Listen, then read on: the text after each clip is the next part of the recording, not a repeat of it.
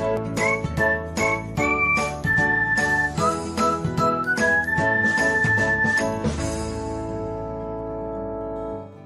everyone, welcome back to another episode of Technologyglance. Today, in this video, I'm going to guide you through how you can view pinned message on Messenger. So, let's get started. Firstly, open Messenger app in a device. Then, find the chat on which you want to view pinned message. Next, tap on the chat. After that, tap on profile icon. Next, you can see the option of view pinned message. Tap on it.